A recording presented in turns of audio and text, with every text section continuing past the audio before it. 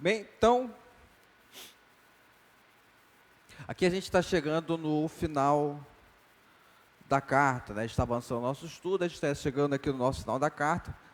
E só para a gente relembrar o que nós já estudamos no nosso último encontro, né? Quando a gente estava estudando aqui, até aqui a carta, no capítulo 4, a gente começou a responder uma pergunta, né? Na verdade era uma preocupação que os tessalonicenses tinham em relação a aqueles irmãos que morreram antes da volta de Cristo, né? A gente viu, para quem lembra, que no conceito da cultura que permeava aquela área dos tessalonicenses, uma cultura influenciada por uma filosofia grega, na concepção deles, uma vez que a gente morre, acaba tudo. Amém? Uma vez que a gente morre, acaba tudo. Uma vez que a gente morre, o ser humano ele deixa de existir. Então, aqueles que morreram antes de Jesus voltar, eles não poderiam desfrutar do evento que seria o arrebatamento, ou mais propriamente a glória futura. Eles não iriam desfrutar da sua vinda, por assim dizer. Amém? Mas Paulo ele responde essa questão, dizendo que não é bem assim. Amém? Não é bem assim que as coisas funcionam.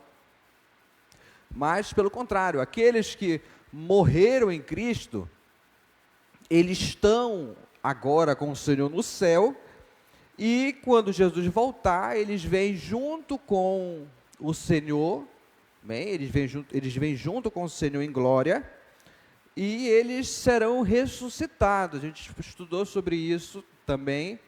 E aqueles que estiverem vivos serão arrebatados para se encontrarem com o Senhor nos ares, e a fim de estarem para sempre com o Senhor. Então Paulo fala que isso deveria ser uma fonte de consolação para eles, né? Para eles não pensarem que aqueles que morreram antes de Cristo voltar seria o fim para eles. Pelo contrário, Paulo fala que não era assim que funcionava. Eles estavam com Cristo, eles iriam voltar, amém? Eles iriam ressuscitar, eles iriam participar da glória futura. E tudo isso a gente viu que está no capítulo 4, versículo 13 a 18. Mas só que não era somente esse tipo de preocupação que os irmãos de Tessalônica tinham em relação à segunda vinda de Cristo. Eles também estavam preocupados se estariam preparados quando Jesus voltasse. Eles tinham essa preocupação, se eles estariam preparados em relação à segunda vinda. Então, eles queriam saber quando é que seria esse evento. Então, Paulo ele responde essa questão desses versos aqui que a gente vai ler, justamente com o intuito de acalmar essa inquietação que eles tinham e lhes ensinar como é que eles deveriam se preparar para a segunda vinda. Amém? Então, é justamente esse texto aqui que a gente vai ler, vai ler agora e vai estudar ele hoje à noite, se assim Deus o permitir. Amém? Vamos lá, vai ser do versículos 1 a 11, os irmãos leiam comigo. Irmãos, versículo 1, não é necessário que eu vos escreva acerca dos tempos e das épocas, porque vós mesmos sabeis perfeitamente que o dia do Senhor virá como ladrão de noite. Quando estiverem dizendo paz e segurança, então de repente a destruição lhes sobrevirá, como dores de parto a uma mulher grávida, e de modo nenhum escaparão. Mas vós, irmãos, não estáis nas trevas, de modo que aquele dia vos surpreenda como um ladrão, porque todos sois filhos da luz e filhos do dia, não somos da noite e nem das trevas. Portanto, não durmamos como os demais, mas estejamos atentos e sejamos sóbrios, porque os que dormem, dormem de noite, e os que se embriagam, embriagam-se de noite. Mas nós, visto que somos do dia, sejamos sóbrios, vestindo a armadura da fé e do amor, tendo por capacete a esperança da salvação. Porque Deus não nos destinou para a ira, mas para alcançarmos a salvação por nosso Senhor Jesus Cristo, que morreu por nós, para que quer atentos, quer dormindo, com Ele vivamos. Por isso aconselhai-vos e edificai-vos mutuamente, como de fato já estás fazendo. Até que a leitura da palavra de Deus, vamos orar. Querido Deus, quero nesse momento te pedir a tua graça novamente para estudar a tua palavra com meus irmãos, Senhor. Que a gente possa edificar e que todos nós aqui presentes nos submetemos à tua verdade em nome de Jesus. Amém. Amém?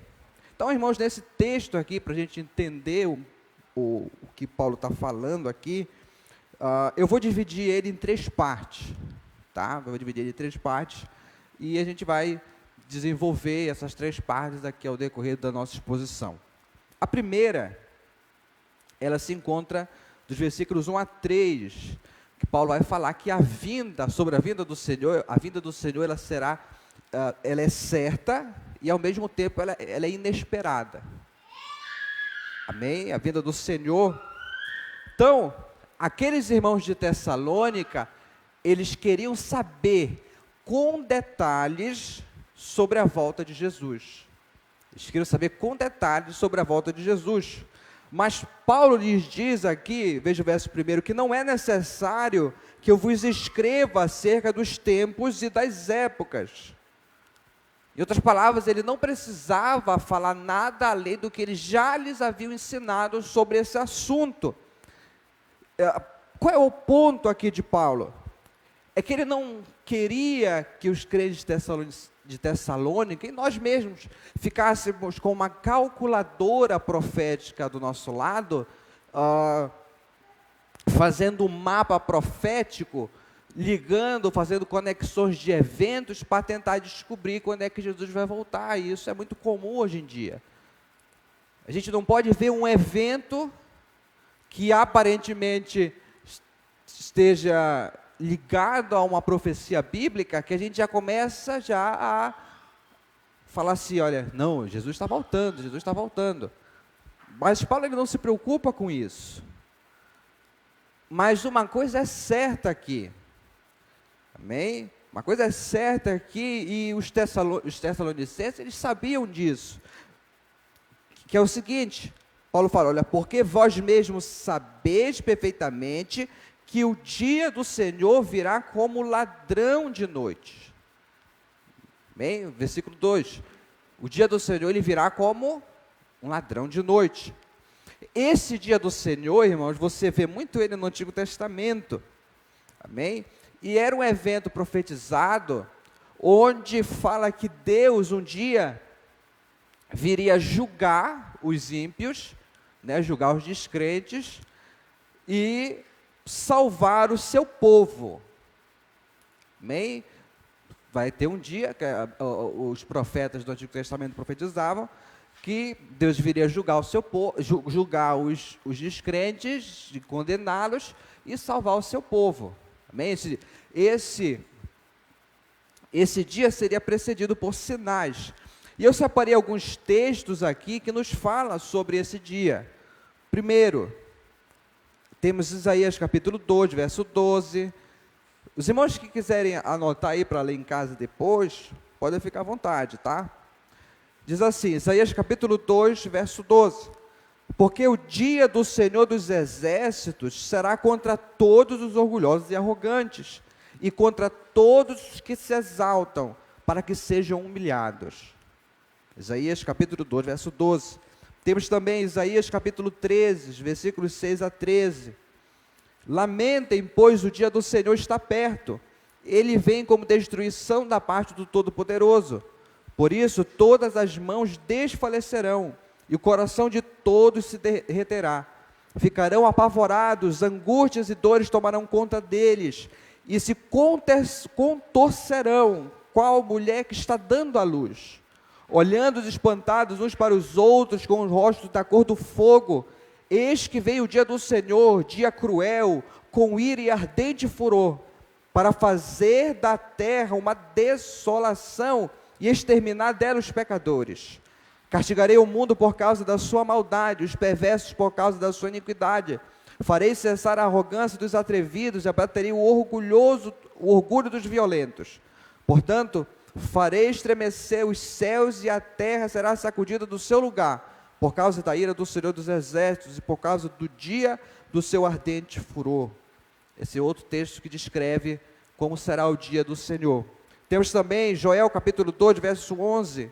O Senhor levanta a sua voz diante do seu exército, porque o seu arraial é enorme, e quem executa as suas ordens é poderoso. Sim, grande e muito terrível é o dia do Senhor. Quem poderá suportar? Temos também Amós capítulo 5, verso 18. Ai dos que desejam o dia do Senhor. Para que vocês desejam o dia do Senhor? Será um dia de trevas e não de luz. Sofonias capítulo 1, verso 14. Está perto o grande dia do Senhor.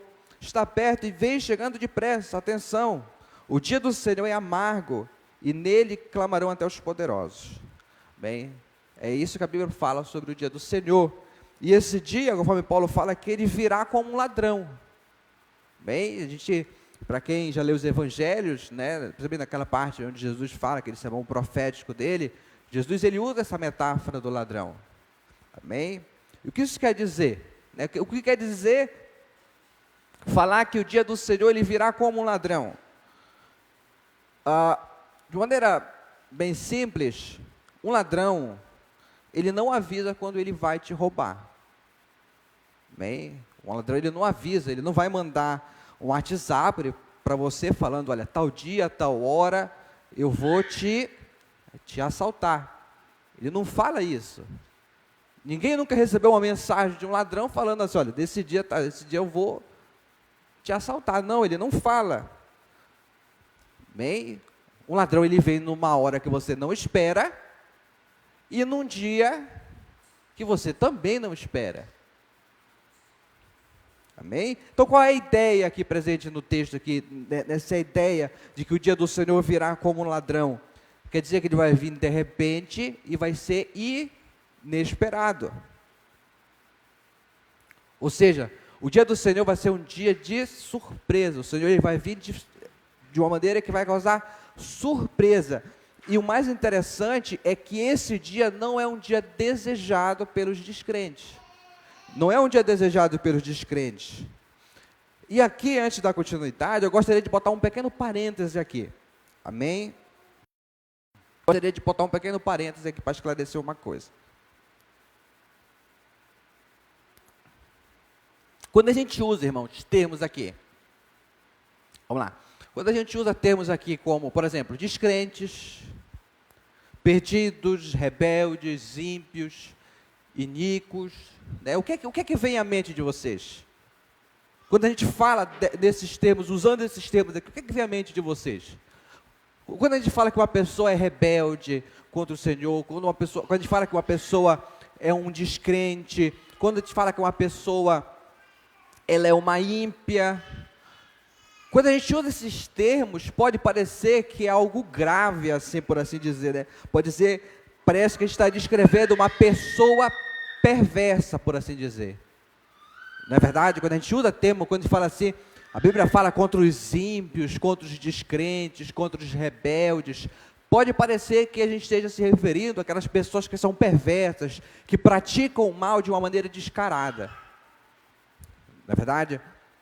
Mas só que esse termo é usado para descrever qualquer pessoa que não tenha recebido a Jesus Cristo pela fé como seu único e suficiente Salvador. Amém? Não importa se tal pessoa ela é boa moralmente falando ou perversa moralmente falando. Não importa se ela é boa ou moralmente. Qualquer um que não esteja lavado pelo sangue de Cristo, ele é descrente, ele está perdido, ele é um rebelde, ele é ímpio. Não importa se essa pessoa ela acredita em Deus, não importa se a sua ética, os seus valores, a sua moral é uma moral bíblica ou uma moral judaico-cristã, não importa nada disso.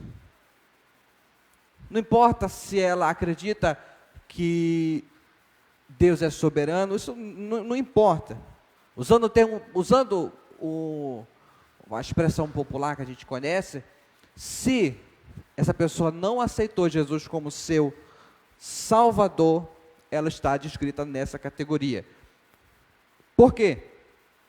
Porque essas coisas, irmãos, elas não estão relacionadas diretamente ou propriamente com aquilo que nós fazemos, embora reflita naquilo que nós fazemos.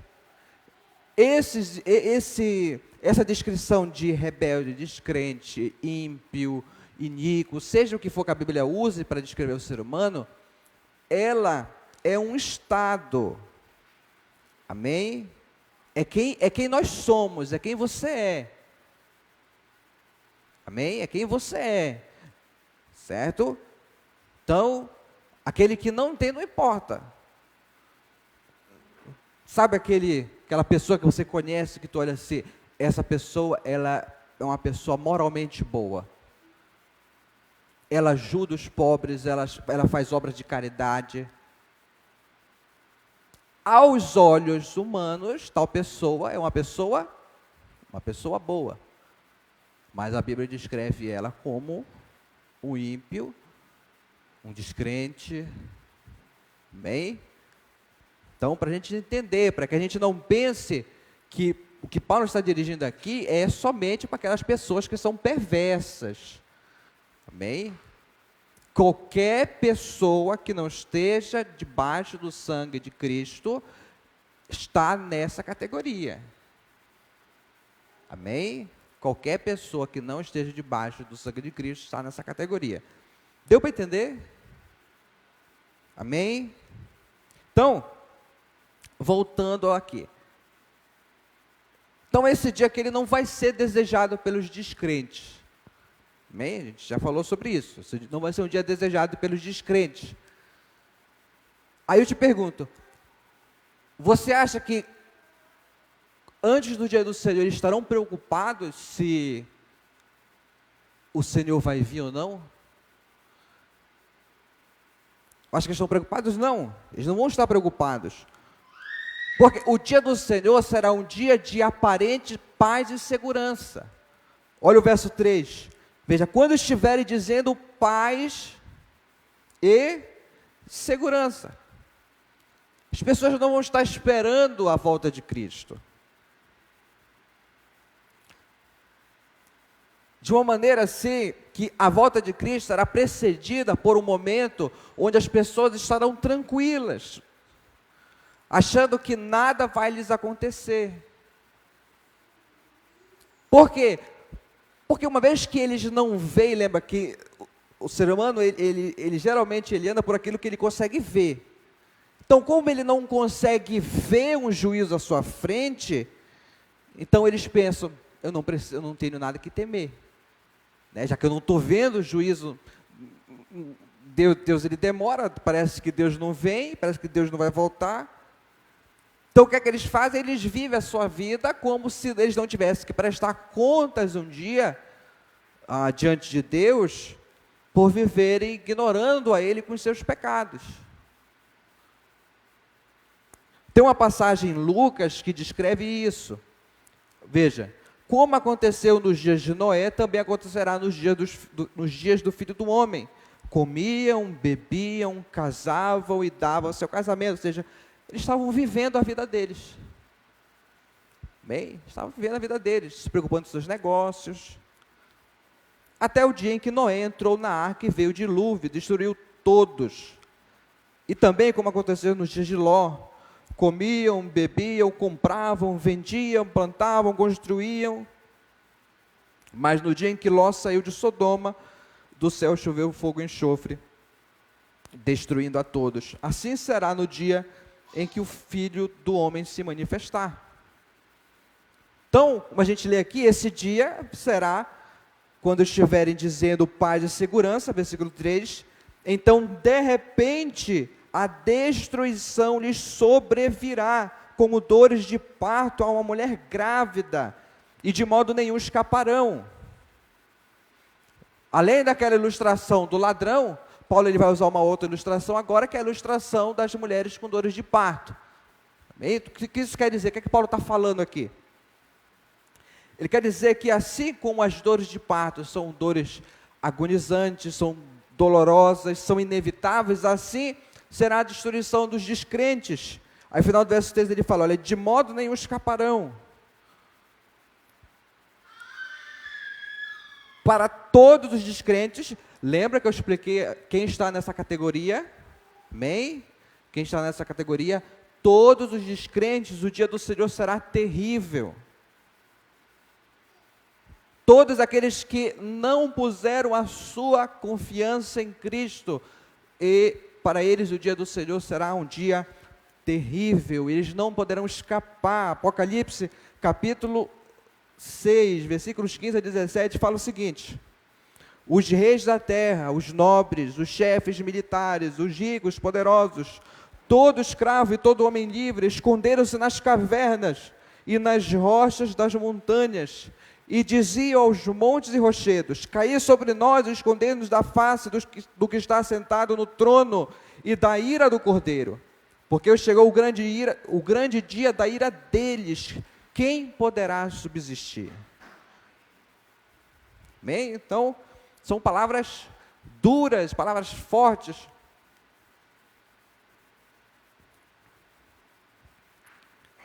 Que a gente sabe que aquele dia, para aquele que não estiver em Cristo, não será um dia agradável.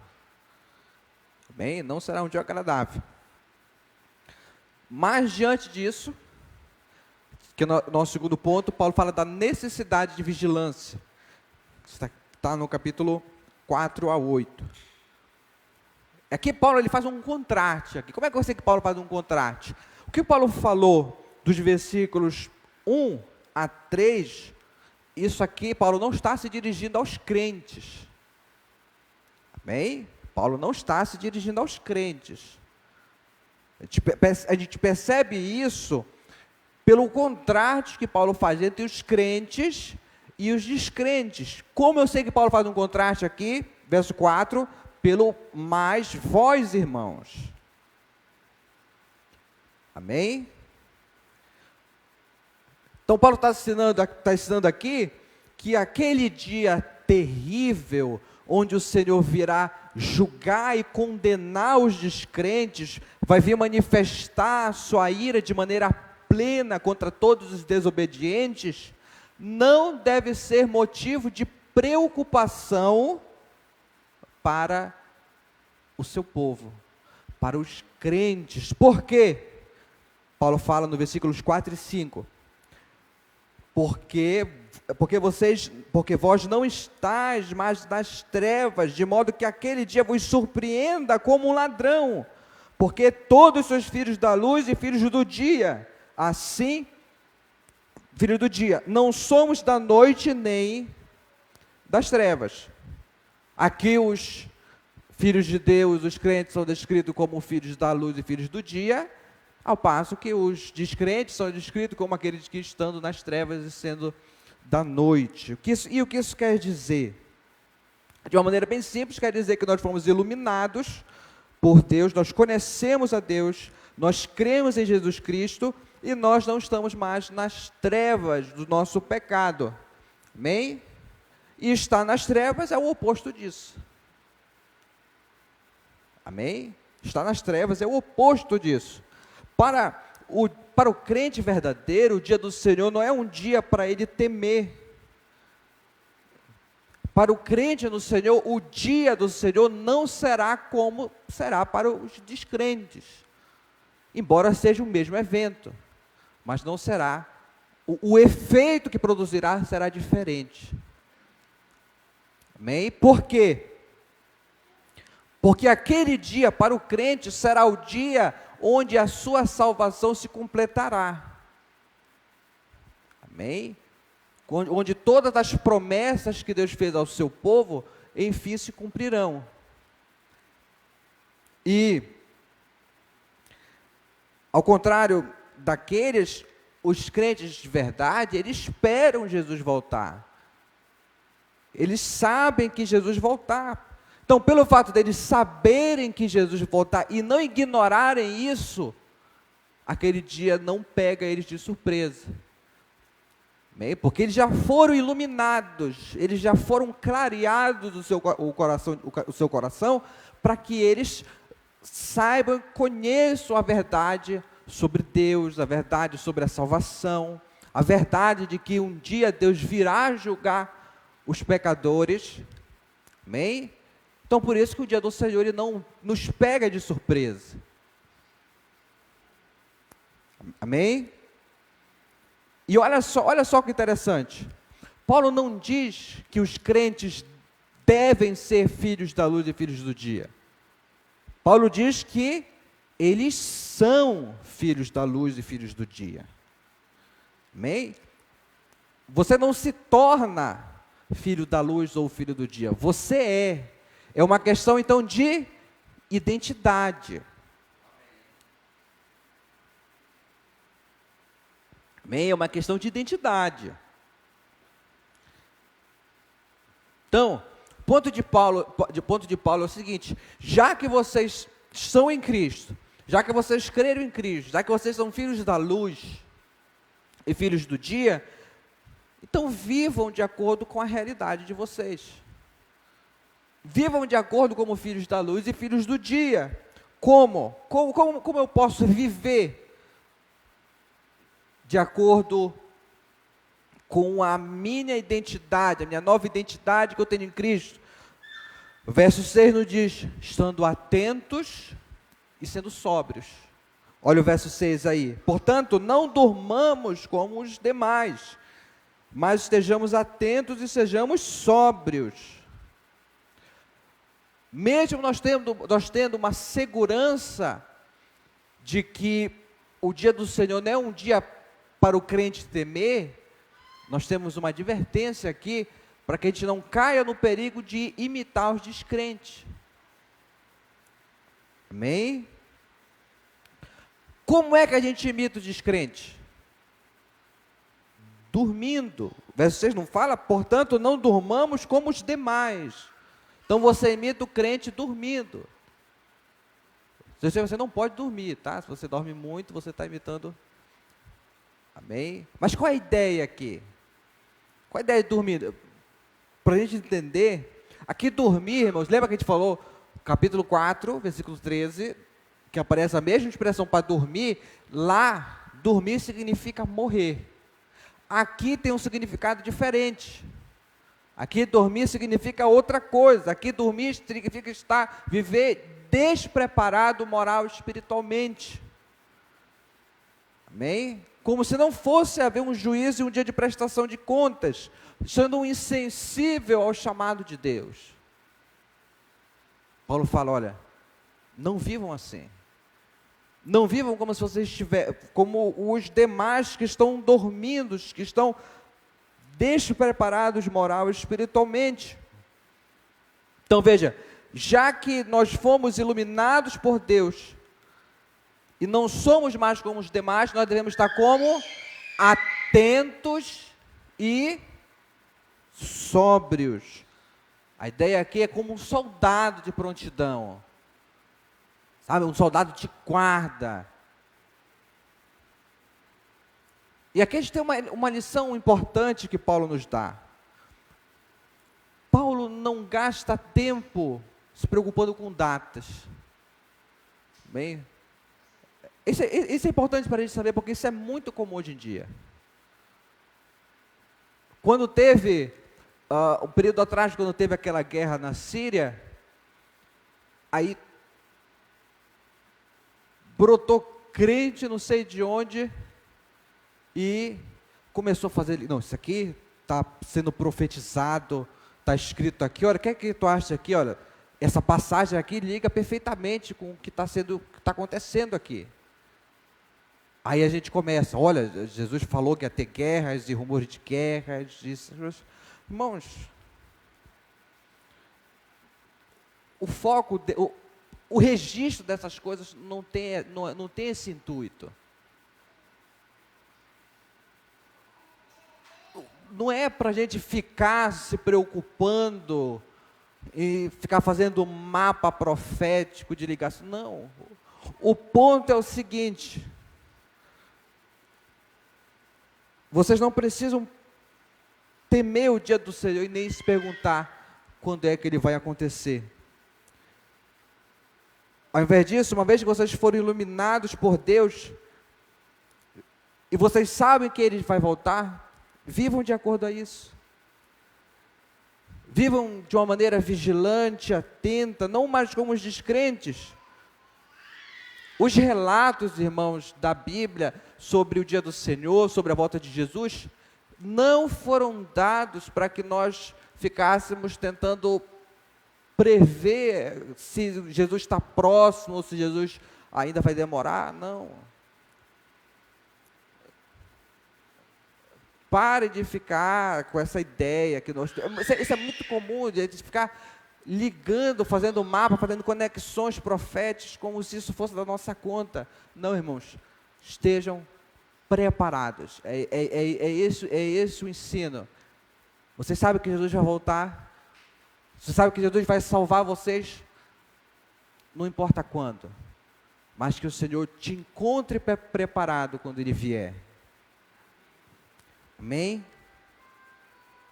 E aqui, novamente, ele faz um contraste entre bêbados e sóbrios, justamente para descrever crentes e descrentes. Então ele vai explicar o porquê não é bom viver desatento espiritualmente.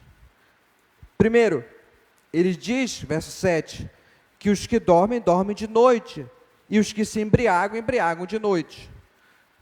Na época de Paulo, aqui, as festas, as orgias, bebedeiros, tudo isso acontecia no período da noite. Então a noite era característica dos devassos, dos bagunceiros, dos farristas, por assim dizer, né? E além de vários crimes também eram cometidos de noite. Hoje se comete de dia mesmo.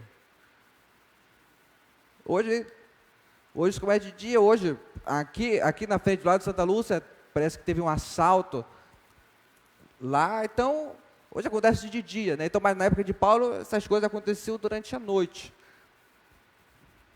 Amém? Então, ele usa essa ilustração aqui para dizer para a gente que essas coisas não combinam mais com os crentes. Viver como um descrente não combina mais. Porque essas coisas é para quem é caracterizado por elas.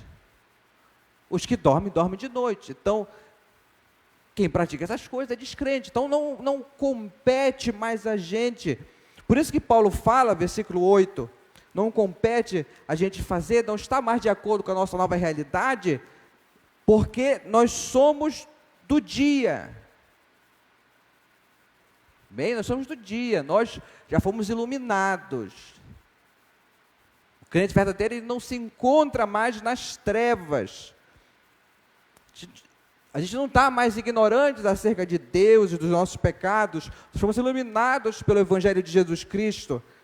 Então a gente precisa estar como? Atentos e sóbrios. Amém? Precisa estar atentos e sóbrios. Vigilantes.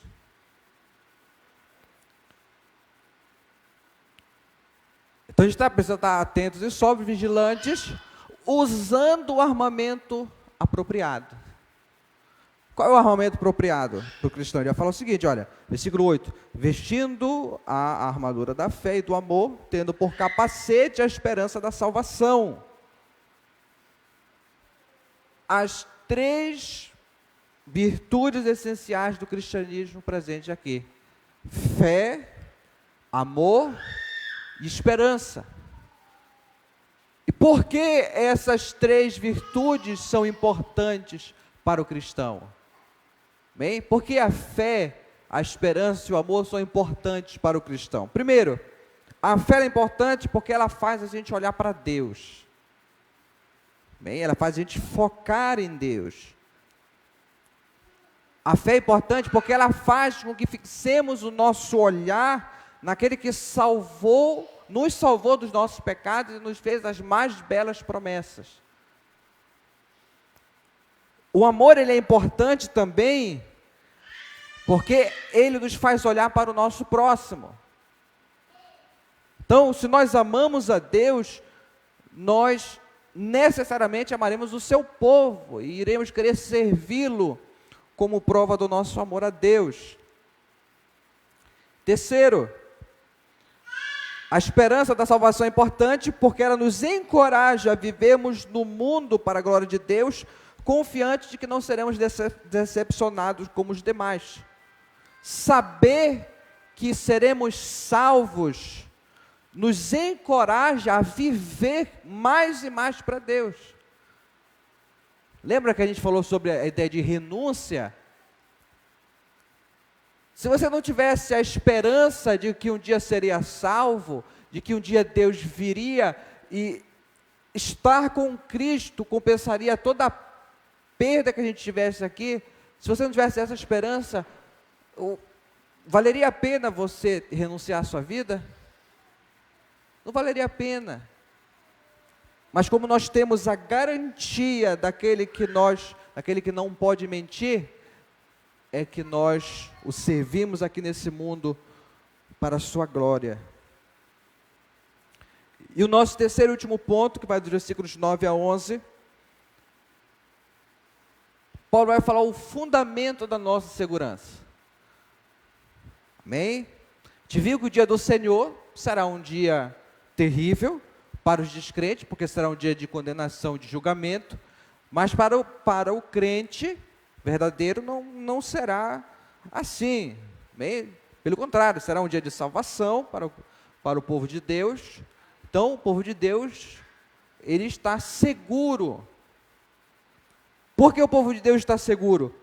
Porque, veja o versículo 9, porque Deus não nos destinou para a ira, mas para alcançarmos a salvação por nosso Senhor Jesus Cristo, que morreu por nós, para que quer atentos, quer dormindo, com Ele vivamos. Então Paulo consola aqui os crentes aqui, consola a igreja, consola a gente com a doutrina da predestinação, uma doutrina que hoje é muito ignorada hoje em dia, inclusive. E foi motivo de muitas controvérsias ao longo da história da igreja. Então, em outras palavras, irmãos, se você está seguro, não é porque você é um bom crente, amém? Estamos seguros não é porque você é um bom crente, não é porque você faz por onde, mas você está seguro porque Deus não te destinou para a ira. É por isso que você está seguro, é porque Deus não te destinou à ira.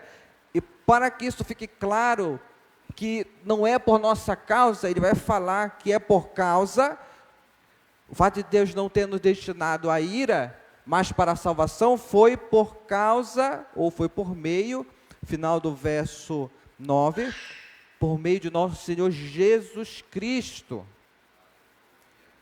Amém? Ele é a base da nossa segurança e é a base porque eu e você não fomos destinados à ira.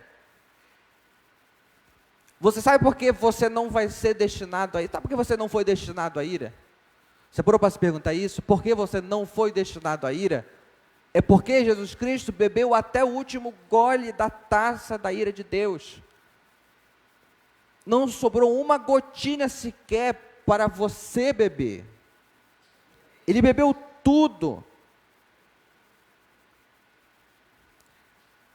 Cristo morreu no meu e no seu lugar para que nós não fôssemos condenados justamente. Amém? Tudo isso, irmão, tudo isso que eu falei agora, de uma maneira bem resumida, tudo isso está contida numa pequena frase aqui no versículo 10. Fala que ele morreu por nós. Tudo isso que eu falei, irmão, está contido aqui. Cristo morreu a nossa morte para que nós vivêssemos a sua vida. Então Paulo continua dizendo que Cristo morreu por nós, verso 10, para que quer atentos, quer dormindo, essa expressão aqui significa para que quer vocês estejam vivos ou mortos, com Ele vivamos.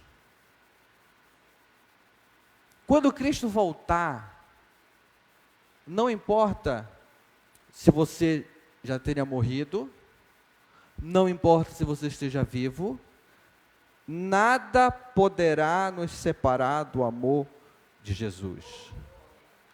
Nada poderá nos separar do amor de Jesus. Ou, conforme Paulo fala, Romanos capítulo 8, versículos 38 a 39, diz assim: pois tenho certeza de que nem morte e nem vida poderá nos separar do amor de Deus que está em Cristo Jesus, nosso Senhor.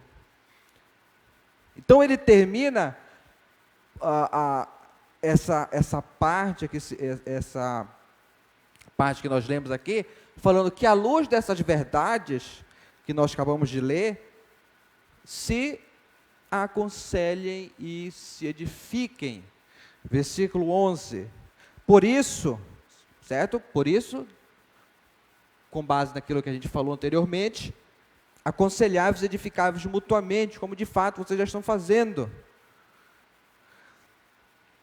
Então Paulo fala, olha, se aconselhem e se edifiquem. Mas essas ações são ações mútuas. Amém? São ações mútuas. O que isso quer dizer? Quer dizer que nós precisamos uns dos outros. Porque a ideia aqui é de caminhar junto. Em outras palavras, irmãos, se você quiser ser edificado, se você quiser ser aconselhado, se você quiser crescer na fé, se você quiser avançar na caminhada, você precisa da igreja. A igreja é essencial, a igreja é necessária para aquilo que Deus quer fazer no meio do seu povo. Por quê? Por que a igreja é necessária? Porque somente um irmão ou uma irmã em Cristo vai ter uma palavra para que você seja edificado. Vai ter uma palavra, quando a gente fala uma palavra de Deus, assim. Por quê? Porque um crente verdadeiro, ele tem a palavra de Deus guardada no seu coração. Ele dá uma palavra para que você seja edificado, mas não é uma palavra segundo a mente popular, segundo a mente secularizada, não.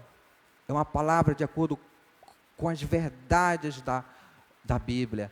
É uma palavra de acordo com as Escrituras, de acordo com a revelação de Deus contida na palavra. E essa palavra, sim, irmãos, ela nos aconselha, nos edifica. Ela traz um verdadeiro ânimo para a nossa caminhada. Então, quando a gente estiver desanimado, quando você estiver com medo, quando você estiver até querendo deslizar em algum pecado, a gente observa aqui, aí que a gente encontra o papel da igreja em nossas vidas. A gente pode se animar uns aos outros, dizendo que Deus não te destinou para a ira, mas para que você seja salvo por meio de Cristo. Amém? Eu gostaria de finalizar, irmãos, trazendo algumas aplicações, algumas lições para nossas vidas.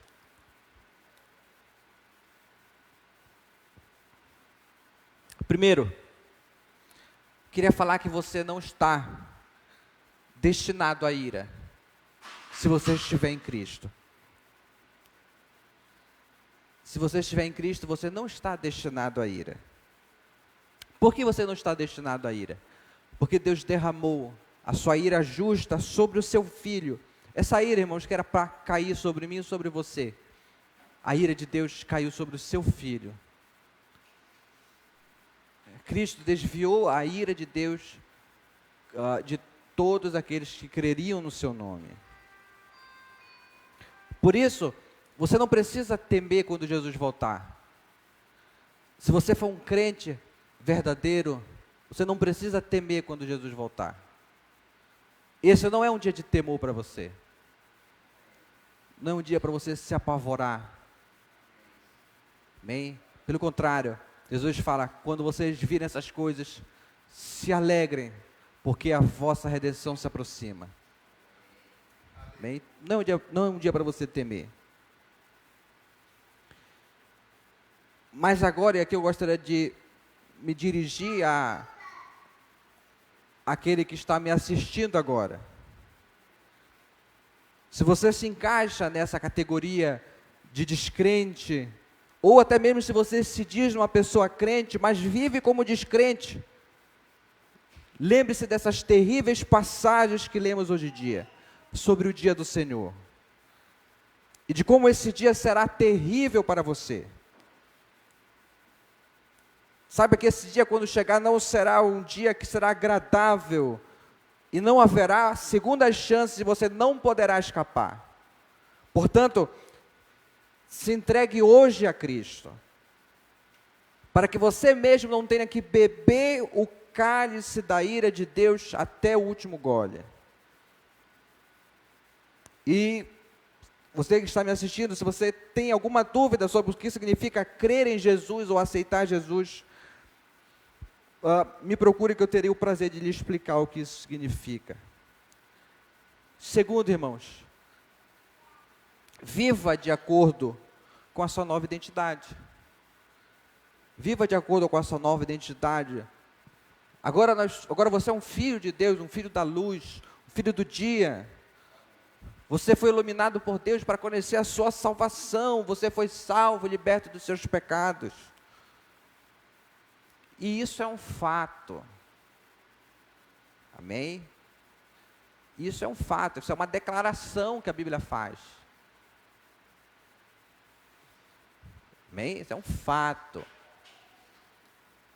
Não é você quem diz quem você é. Amém? Não é você quem diz quem você é. Às vezes a gente fala assim, não, eu sou assim, eu sou isso, sou assado. Não. Quem define a nossa identidade é Deus. Amém? Quem define a nossa identidade é Deus. E se você creu em Jesus Cristo, a sua identidade é de filho amado. Alguém que está na luz de Deus. Portanto, viva uma vida de acordo com isso. Garantia da promessa da salvação e não da ira de Deus. E por fim, queria falar que nada nos separa do amor de Jesus.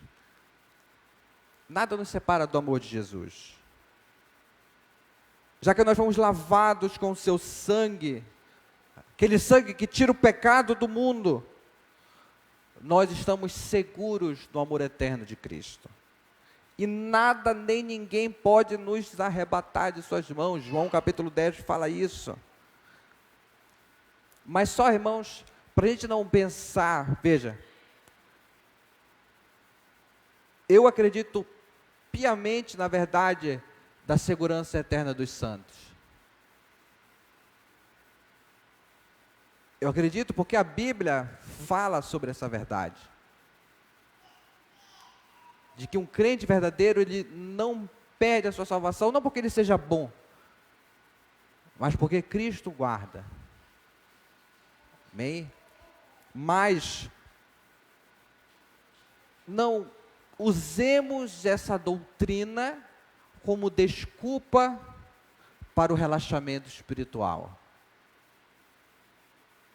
Pelo contrário, um crente verdadeiro, qual é a evidência de que eu estou sendo guardado por Jesus? Como é que eu demonstro isso?